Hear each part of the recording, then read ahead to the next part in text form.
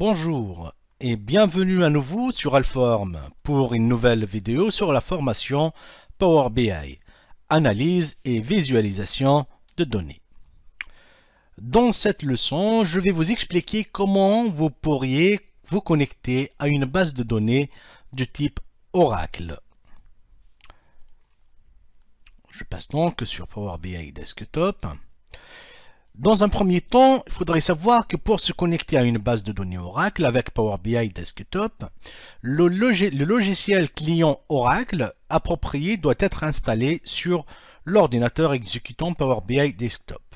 Et donc, le logiciel client Oracle que vous utilisez dépend bien sûr de la version de Power BI Desktop que vous utilisez également. Donc, moi, je suis sur une version 64 bits. Le client que je dois installer, c'est du 64 bits. Donc, vous avez deux manières différentes pour que vous puissiez accéder aux bases de données Oracle. La première, c'est de l'installation du ODAC. Ça s'appelle Data Access Client. Voilà. Donc, je vais vous l'écrire sur le côté. Hop. Alors, Oracle Data Access Client. Donc, vous devez installer cette partie-là, que vous pouvez bien sûr télécharger sur le site de l'Oracle, selon laquelle version de base de données que vous avez installée sur votre poste. Donc, moi, en l'état, là, je vais utiliser la deuxième méthode. Donc, ça, c'est la première méthode, on a dit. La deuxième méthode, c'est d'utiliser un driver, ou bien pilote, ODBC. Ça, c'est la deuxième méthode. Donc là, le premier, c'est ODAC. Ça s'écrit ODAC. Si vous allez sur Google, vous tapez télécharger ODAC, il va vous proposer des sites de téléchargement du client Oracle. Donc moi, je vais utiliser le driver ODBC. Très bien. Donc je vais vous montrer sur SQL Developer ma connexion. Donc moi, j'ai une connexion que j'appelle HR. Elle est fournie par Oracle par défaut lors de l'installation. Donc moi j'ai une machine qui est distante, ça c'est HR par exemple, et ça c'est pareil. Donc voilà, si je fais un test de connexion sur ma machine, voilà, je vais faire un test, et là le test est réussi, il est en succès. Je vais essayer maintenant de reproduire cette connexion à travers Power BI. Donc avant de pouvoir se connecter, il faudrait que vous veniez donc ici. Je vais taper ODBC, puisque je l'ai déjà installé. Donc celui-là aussi, vous pouvez le télécharger sur le site d'Oracle. C'est un driver ODBC.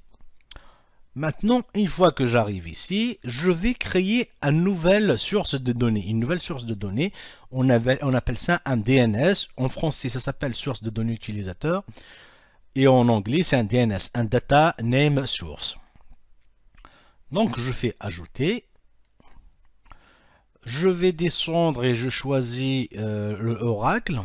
Il est là. Data Direct Oracle Web Protocol. Donc, je fais terminer maintenant. Et là, sur cette partie, je vais renseigner toutes les informations qui sont liées à ma base de données. Donc, dans un premier temps, je mets HR, base de test.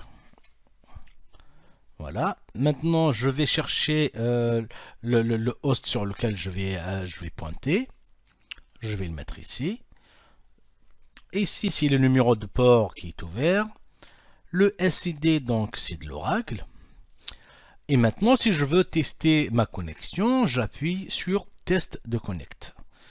Donc, je vais me mettre par là. Il me demande de renseigner les users et mots de passe. Je valide par OK. Et donc là, on voit bien Connection Established. Donc la connexion a été établie. Je fais OK. Je vais appliquer. Je fais également OK. Maintenant, j'ai ma connexion qui s'affiche ici à la HR. Très bien, je fais OK. Une fois que je l'ai rajouté dans mon ODBC, je peux aller me connecter, ou bien tenter de me connecter via Power BI Desktop. Donc je vais faire maintenant obtenir des données et je vais faire plus. Vous allez voir, il va me proposer plusieurs autres types de connexions possibles avec Power BI. Donc là, il m'a affiché le tout. Je vais sur la partie autre. Et donc là, vous avez du web, des listes de SharePoint, des Microsoft Exchange, du Spark, du LLAP pour accéder à Hive, etc. Moi, je choisis mon pilote ODBC. Donc là, je vais utiliser une connexion ODBC. Et je fais se connecter. Vous allez voir maintenant, à partir de l'ODBC, il doit me proposer mon DNS que j'ai enregistré tout à l'heure. Donc si je fais la liste déroulante, vous pouvez voir, il y a le DBase, Database File, Excel File, le HR que j'ai créé. Donc je l'ai choisi. Et bien sûr ici il y a des options avancées, mais moi pour l'instant j'en rajoute pas puisque tout est enregistré dans le DBC. Maintenant je fais OK. Donc là il va tenter d'accéder à la connexion pour pouvoir récupérer les tables. Donc là, il a pu accéder, il est en train de les lire. Hein. Très bien, donc là, il a pu lire tous les users qui existent, là pour l'instant, ou bien tout ce que le user HR peut voir. Hein. Donc voilà, maintenant j'accède sur HR, et là vous pouvez voir toutes les tables qui contiennent ce compte, ou bien ce schéma HR. Par exemple, si je prends tout cela, donc là, par exemple, c'est les countries, c'est les pays. Et il va tenter d'apercevoir les données qui sont présentes dans cette table.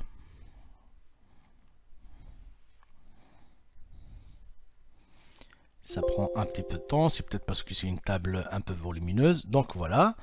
Maintenant, vous pouvez voir le country ID, c'est-à-dire l'identifiant du pays, et le nom du pays, puis la région, le nom de la table, etc. Donc là, par exemple, Argentine, et là, les deux premières lignes. Très bien, maintenant, si je veux récupérer toutes les tables, ben, je les sélectionne une par une. Voilà, je les sélectionne toutes. Le AMP Detail View, je le prends également, c'est une vue. Et maintenant, je vais charger les données. Donc là, il va tenter de récupérer le modèle de données. C'est normal lorsque ça sonne comme ça, parce que j'utilise un driver qui n'a pas de licence, donc c'est juste une version d'essai. Et du coup, à chaque fois, il m'affiche un pop-up sur l'autre écran pour dire attention, cette version n'utilise pas de licence. Voilà. Donc, très bien.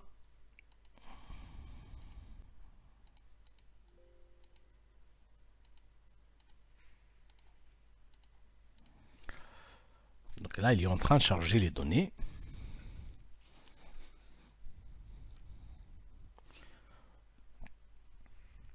Bien sûr, ça va prendre un petit peu de temps puisque la base de données que j'ai renseignée, elle n'est pas sur le même poste. C'est-à-dire je ne l'ai pas installée en local, mais je l'ai installée plutôt sur un drive, sur Microsoft Azure. Et du coup, il est en train de télécharger toutes les données pour les utiliser en local.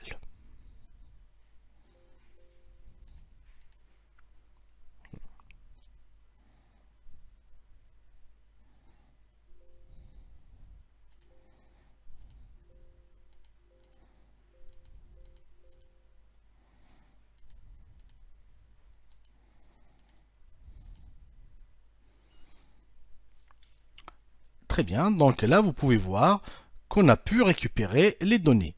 Et également, vous pouvez voir maintenant le schéma ou bien le modèle de données que fournit Oracle lors de l'installation de la base. Donc ça, on a déjà évoqué cette partie. Si vous souhaitez suivre la partie d'installation d'une base de données, nous l'avions évoqué dans plusieurs formations, telles que la formation du Power Center par exemple.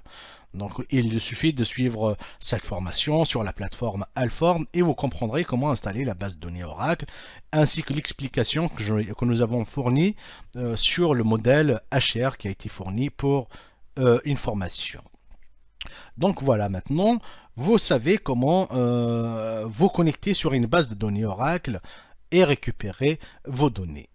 Je vous remercie d'avoir suivi cette leçon et je vous donne rendez-vous très bientôt sur Alform pour de nouvelles leçons. Au revoir.